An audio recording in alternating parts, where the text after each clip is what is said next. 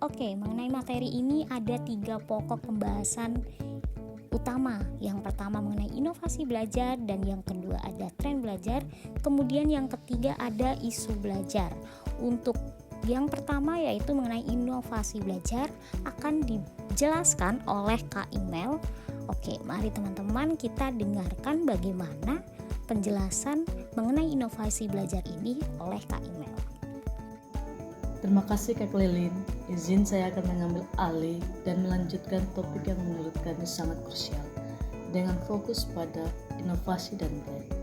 Inovasi dan tren pada dasarnya merupakan dua elemen penggerak perubahan dalam berbagai bidang kehidupan. Secara konsep, inovasi didefinisikan sebagai pembaruan metode, strategi, media, atau teknologi yang dianggap baru, yang bertujuan untuk meningkatkan efektivitas, efisiensi, dan daya tarik belajar. Inovasi tidak sekedar alat baru, tapi transformasi pedagogik, desain, dan interaksi belajar.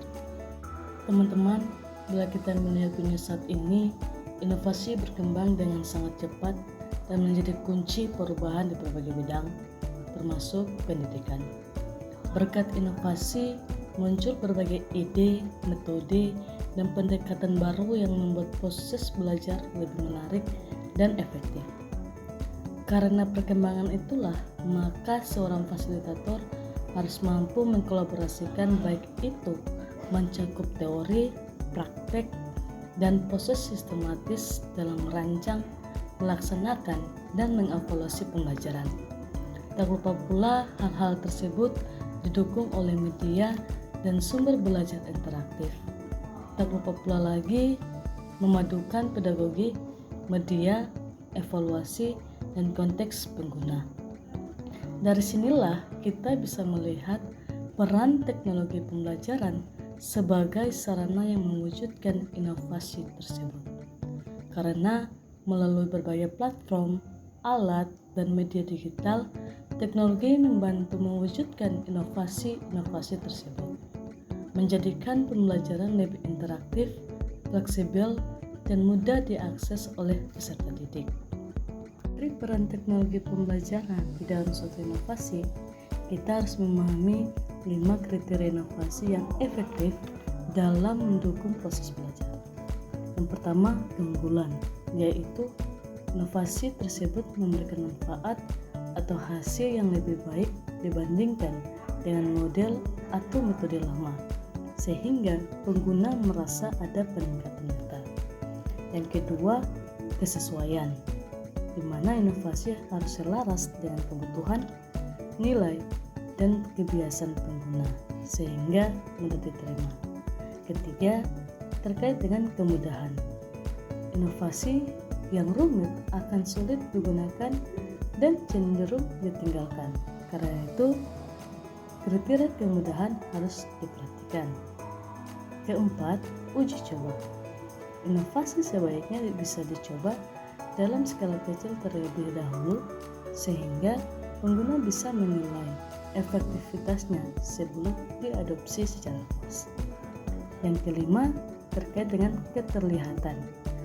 Apakah inovasi tersebut membawakan suatu manfaat, dan hasil inovasi harus jelas, dapat dilihat oleh pengguna dan orang lain, sehingga memotivasi adopsi lebih cepat dan luas, atau lebih cepat untuk diteruskan.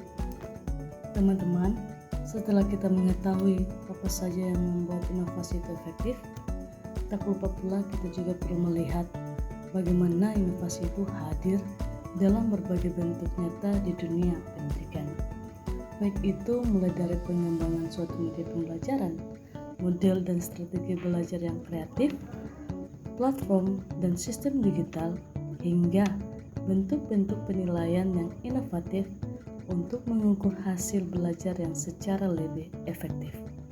Teman-teman, saya mengajak kita untuk melihat lebih dekat bentuk-bentuk inovasi dalam dunia pendidikan berdasarkan 4 kategori yang telah saya sampaikan sebelumnya.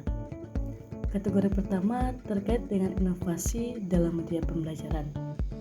Secara sederhana, kita tahu bahwa media pembelajaran adalah alat atau sarana yang digunakan untuk menyampaikan pesan belajar agar lebih menarik dan mudah dipahami oleh siswa. Media dikatakan efektif ketika mampu menyampaikan pesan melalui berbagai indera, sehingga siswa dapat menangkap informasi secara lebih utuh dan mendalam. Contohnya, inovasi media pembelajaran yakni AR atau Augmented Reality dan VR atau Virtual Reality, yang mana keduanya memungkinkan simulasi dan visualisasi konsep-konsep kompleks. Ada juga inovasi media pembelajaran berupa aplikasi mobile interaktif yang mendukung pembelajaran mandiri maupun kolaboratif. Ada juga video animasi 3 dimensi yang mendukung atau membantu siswa memahami konsep abstrak secara visual dan lebih mudah diingat. Inovasi dalam media pembelajaran tentu memiliki keterkaitan dalam menentukan suatu model dan bagaimana kita menerapkannya. Nah, hal tersebut dalam kategori kedua, yakni inovasi dalam model dan strategi pembelajaran, yang fokusnya pada cara-cara kreatif untuk mengorganisasi suatu proses belajar agar lebih efektif dan menarik bagi siswa. Inovasi dalam model dan strategi pembelajaran mencangkup metode yang mendorong siswa untuk berpikir kritis, kreatif, dan kolaboratif. Salah satu contohnya adalah STEM atau STEAM yang berbasis proyek, di mana melibatkan siswa dalam proyek nyata untuk mengasah kemampuan berpikir kritis, kreatif, dan kemampuan bekerja sama.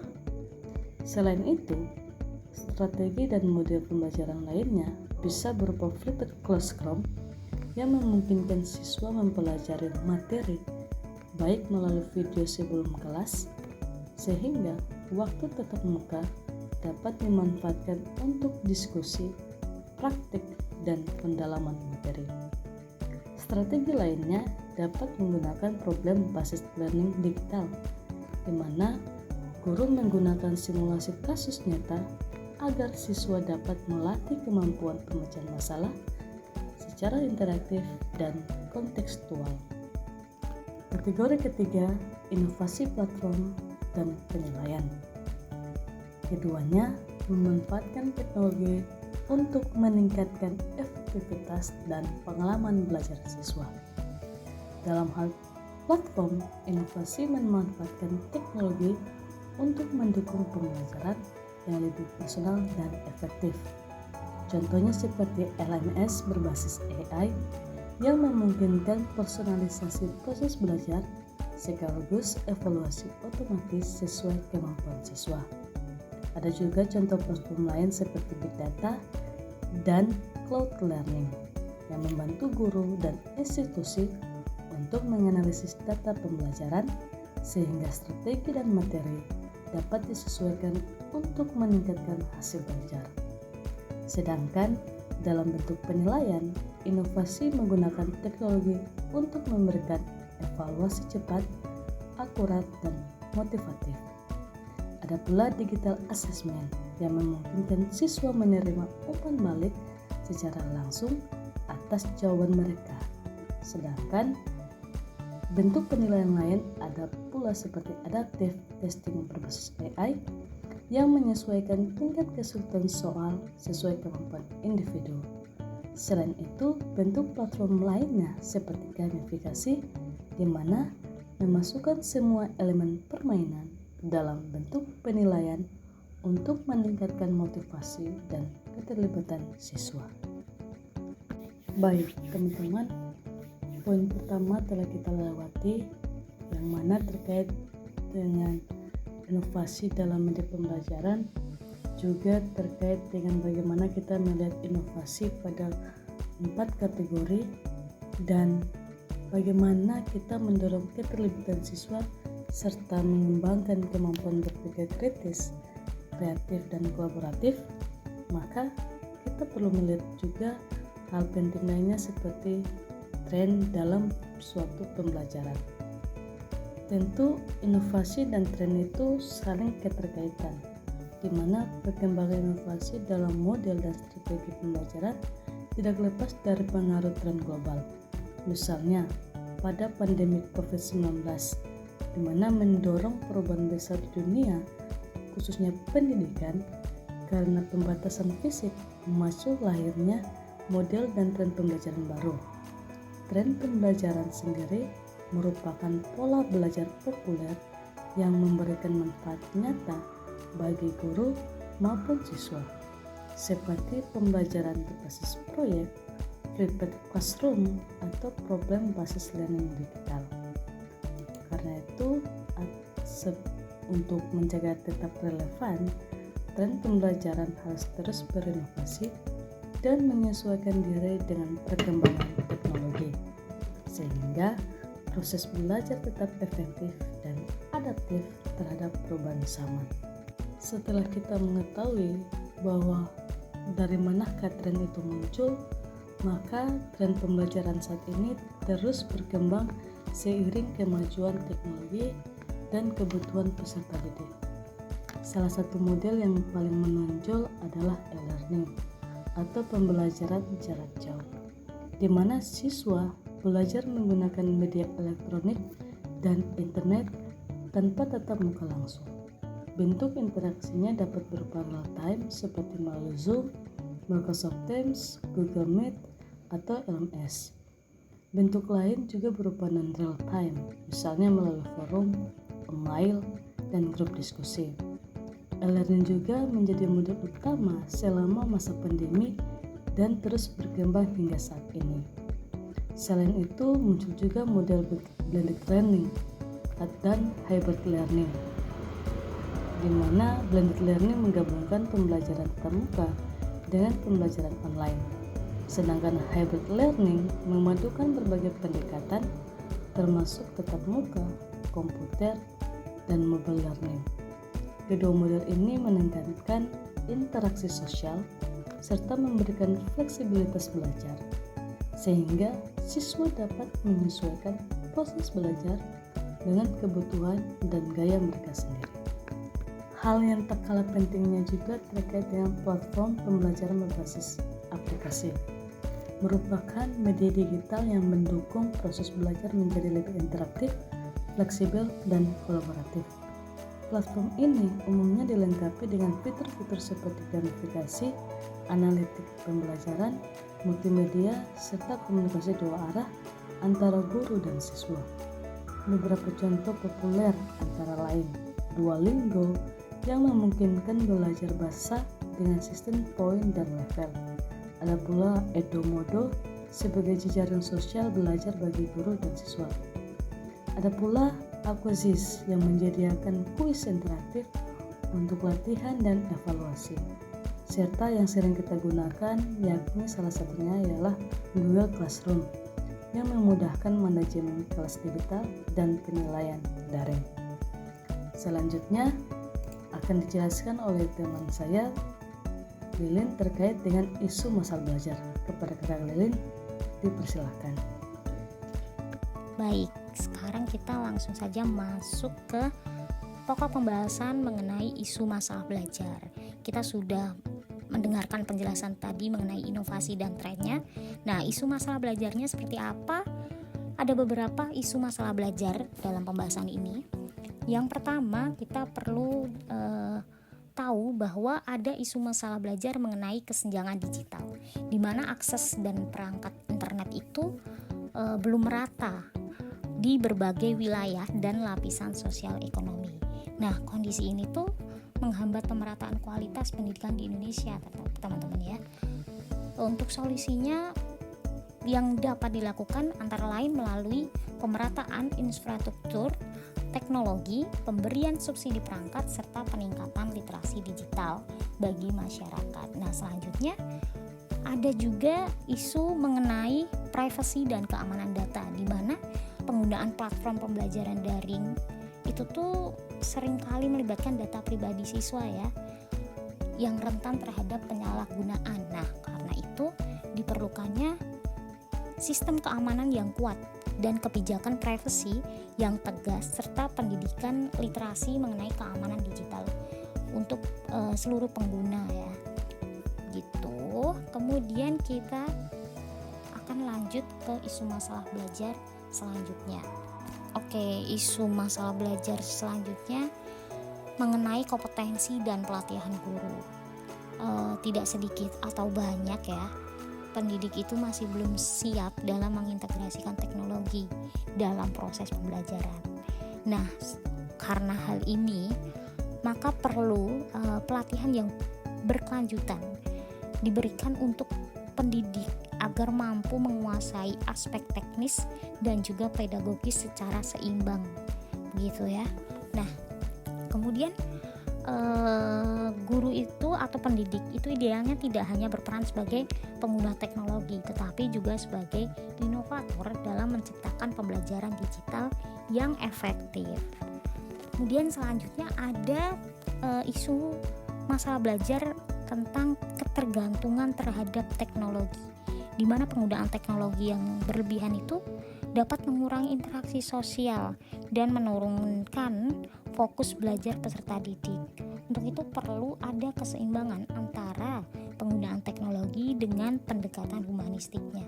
Nah, sehingga teknologi itu berfungsi sebagai alat bantu, bukan sebagai pengganti peran pendidik atau guru. Isu masalah belajar selanjutnya terdapat keterbatasan infrastruktur dan kebijakan, di mana kita tahu teman-teman ya, beberapa daerah itu koneksi internet jaringan itu masih belum merata, masih lemah, kemudian ketersediaan perangkat juga terbatas, dan juga kebijakan pendidikan digital yang belum sepenuhnya konsisten. Nah, solusinya bagaimana? Dengan membangun kebijakan yang adaptif, menyediakan pendanaan berkelanjutan, serta melakukan standarisasi platform pembelajaran digital. Nah, selain itu terdapat pula tantangan isu masalah mengenai tantangan sosial dan etika, seperti meningkatnya individualisme, kemudian kecanduan gawai, kecanduan digital ya, serta menurunnya etika belajar. Untuk mengatasinya, kita perlu pendidikan karakter dan literasi digital itu sejak dini, agar peserta didik itu mampu menggunakan teknologi secara bijak dan bertanggung jawab. Dari berbagai isu yang ada tadi, memberikan implikasi yang luas terhadap pengembangan teknologi pendidikan, di mana isu-isu teknologi berdampak luas pada kebijakan, praktik, dan budaya belajar. Nah, pemerintah itu berperan dalam pemerataan akses, perlindungan data, dan juga peningkatan literasi digital. Kemudian lembaga pendidikan juga perlu menerapkan tata kelola dan etika digital yang aman, transparan, dan berkelanjutan. Sementara itu, pendidik atau guru itu dituntut untuk menguasai konsep TPACK, yakni integrasi antara teknologi, pedagogi, dan konten, sehingga proses pembelajaran nanti dapat berjalan secara efektif dan juga tentu bermakna. Nah, dengan kolaborasi berbagai pihak tadi diharapkan terbentuknya ekosistem pendidikan yang inklusif, aman, dan beretika, juga berkelanjutan. Di pemahaman materi tadi, sebagai kesimpulan, ada yang pertama mengenai inovasi pembelajaran di era digital saat ini itu tidak lagi terbatas pada penggunaan alat teknologi semata, melainkan juga menekankan aspek fleksibilitas, aksesibilitas, dan juga interaktif dalam proses belajar. Nah, perkembangan ini turut membawa tantangan baru yang kompleks dan multidimensial. Kemudian keberhasilan penerapan teknologi pendidikan itu sangat bergantung pada kesiapan sumber daya manusia, pemerataan infrastruktur, serta kebijakan pendidikan yang etis dan juga berkelanjutan. Demikian paparan yang dapat kami sampaikan. Semoga materi ini dapat memberikan pemahaman yang lebih mendalam mengenai pentingnya pengelolaan dan pemanfaatan teknologi secara bijak dalam dunia pendidikan. Terima kasih.